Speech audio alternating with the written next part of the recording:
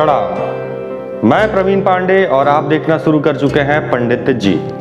आज हम बात करेंगे दिशाशूल पे कि दिशाशूल क्या होता है, कब किस दिन किस दिशा में हमें जाना चाहिए, किस दिशा में नहीं जाना चाहिए और बड़ी इमरजेंसी हो तो क्या उपाय करके जाएं।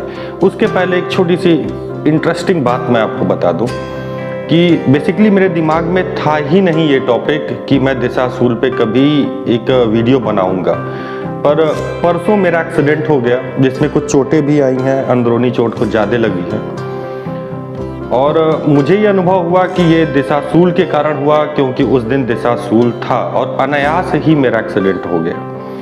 तो मुझे लगा कि चलो मैं तो भोग गया, जो होना था मेरे साथ हुआ, पर आप लोगों के साथ ऐसा ना हो, इसलिए मैं ये एक वीडियो आप लोगों के लिए लेके आया हूँ ताकि आप लोग भी जब भी किसी दिशा में, जब भी किसी इम्पोर्टेंट यात्रा पे जावें तो आपके साथ कुछ ऐसी मिस हैपनिंग ना हो। तो चलिए बिना विलंब किए वीडियो की शुरुआत करते हैं और जानते हैं दिशाशूल के बारे में। किस दिन किस दिशा में यात्रा करने से लगता है दिशाशूल और जाने उपाय भी। ज्योतिष शास्त्र में कुछ ऐसे अशुभ योग के बारे में बताया गया है जो आपका बना बनाया काम बिगाड़ सकते हैं। ज्योतिष और वास्तु में दिशा को बहुत महत्वपूर्ण माना गया है। दिशाओं के शुभ और अशुभ प्रभाव पर ही हमारे कार्य की सिद्धि निर्भर करती है। सिद्धि का मतलब वो नहीं जैसे मंत्र सिद्ध करते हैं, उस कार्य का होना और न होना निर्भर करता है। कई बार गलत दिशा में यात्रा करना या फिर गलत दिशा में बैठकर कार्य करने से अशुभ फलों की प्राप्ति होती है।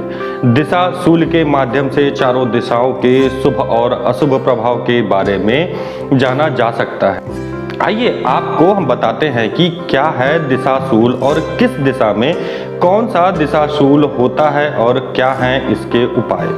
सबसे पहले क्या है दिशाशूल, ये जान लीजिए।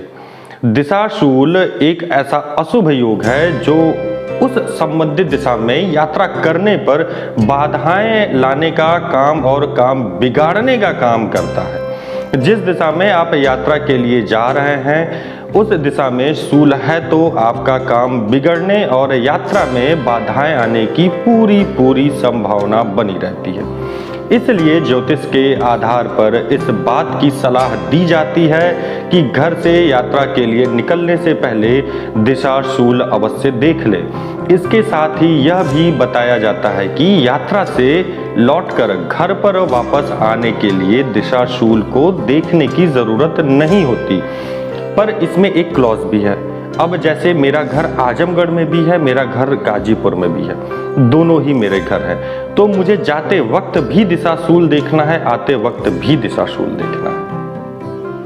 आइए अब जानते हैं सप्ताह के किस दिन कौन सी दिशा में शूल है। सप्ताह के अलग अलग दिनों में अलग अलग दिशाओं में शूल बताए गए हैं। आइए आपको बताता हूं किस दिशा में कौन सा शूल माना जाता है। सोमवार और शनिवार को पूर्व दिशा में यात्रा करना अशुभ है। पूर्व में दिशाशूल माना जाता है, यानी इन दिनों में इस दिशा में यात्रा करने से बचें। फिर अगर बहुत ही जरूरी काम हो तो सोमवार को दर्पण मतलब शीशा देखकर यात्रा पर जाएं। वहीं शनिवार को अदरक या उड़द की दाल खाकर यात्रा पे जाना चाहिए। मंगलवार और बुधवार को उत्तर दिशा में दिशाशूल होता है, इस दिशा में यात्रा न करें। मंगलवार को उत्तर पश्चिम कोण में भी दिशाशूल माना जाता है। फिर अगर आपको मंगलवार को उत्तर दिशा में या उत्तर पश्चिम दिशा में जाना बहुत ही जरूरी है, जरूरी काम है तो घर से गुड़ खाकर निकलें। वहीं बुधवार को जाना पड़ जाए तो तिल और धनिया खाकर निकलें। बुधवार और शनिवार को उत्तर पूर्व कोण में दिशाशूल होता है। गुरुवार को दक्षिण दिशा में दिशाशूल माना जाता है, इसलिए गुरुवार को दक्षिण दिशा की तरफ जाने से बचें। अगर फिर भी जरूरी हो तो उपाय के तौर पर दही खाकर घर से बाहर जाएं। बहुत इंपॉर्टेंट चीज है ये, हो सकता है अभी आपको ना समझ में आए पर घटित हो जाएगी तब समझ में आएगी।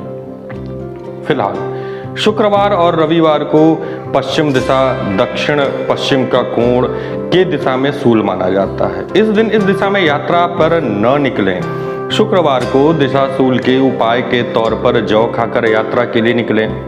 वहीं रविवार को दलिया या फिर घी खाकर यात्रा पर जाएं। इसके अलावा और कोई उपाय मेरे जानकारी में नहीं है। मेरे जानकारी में जो था वो मैं आपको बता दिया।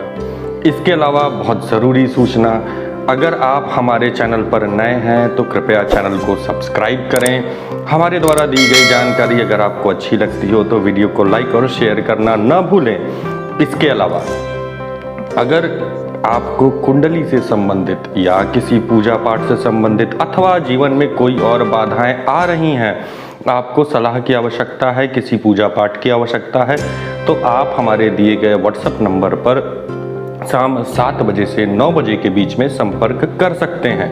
व्हाट्सएप ही करें, मतलब टेक्स्ट मैसेज ही करें, कॉल मत करें।